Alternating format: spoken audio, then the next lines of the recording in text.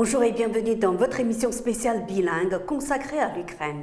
观众朋友您好，欢迎收看欧洲卫视双语特别节目《直击乌克兰》，我们一同关注乌克兰局势的最新进展。Voici l'essentiel de ce qu'il faut retenir. 下面请看详细内容。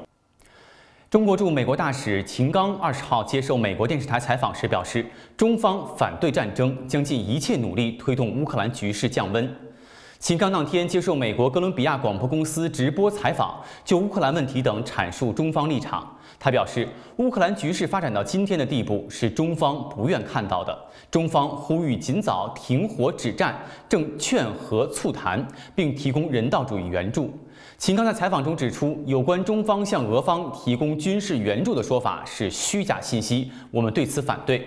中方给乌克兰人民送去食品、药品、睡袋和婴儿奶粉，而不是向任何一方提供武器弹药。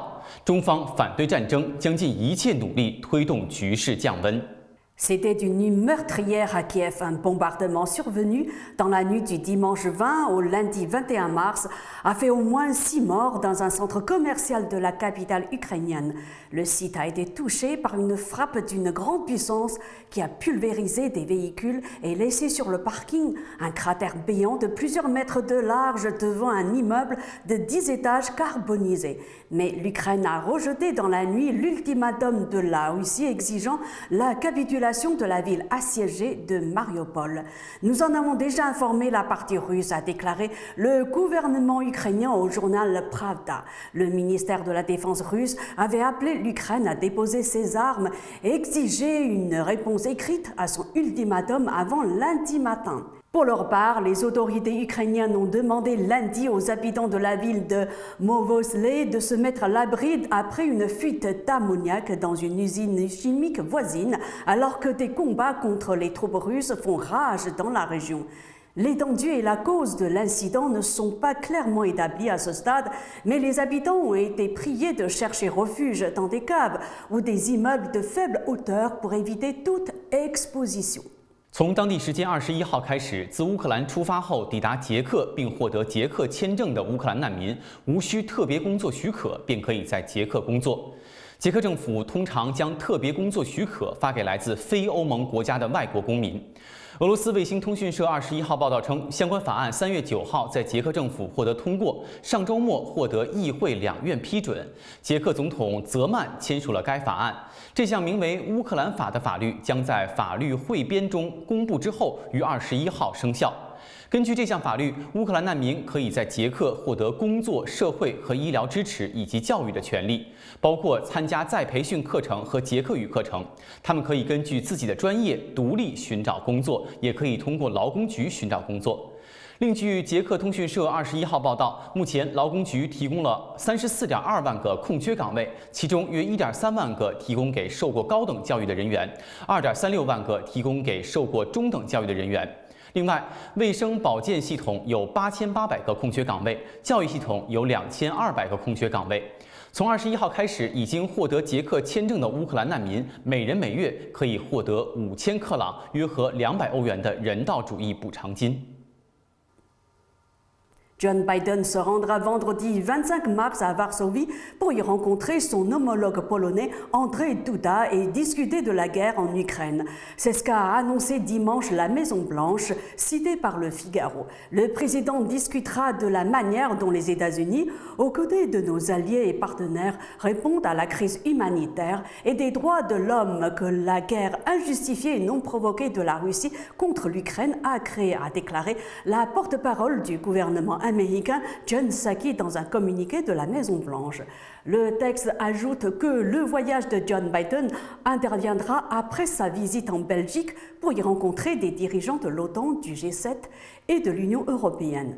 Ce voyage sera axé sur la poursuite du rassemblement du monde en soutien au peuple ukrainien et contre l'invasion de l'Ukraine par le président Poutine, est-il précisé à propos de ce séjour en Europe. Mais il n'est pas prévu d'aller en Ukraine, a précisé John Psaki. Toujours selon le Figaro, le Premier ministre polonais, accompagné de ses homologues tchèques, slovènes, s'était rendu à Kiev la semaine dernière alors que la capitale ukrainienne est presque assiégée. La vice-présidente américaine Kamala Harris avait déjà rencontré Andrzej Duda à Varsovie début mars. Ils ont condamné tous les deux l'action militaire de la Russie, notamment contre les civils. Cette entrevue s'était déroulée peu après le rejet par Washington de l'offre polonaise d'envoyer des avions de combat MiG-29 en Ukraine via une base aérienne américaine. Une offre qui avait pris les responsables américains au dépourvu.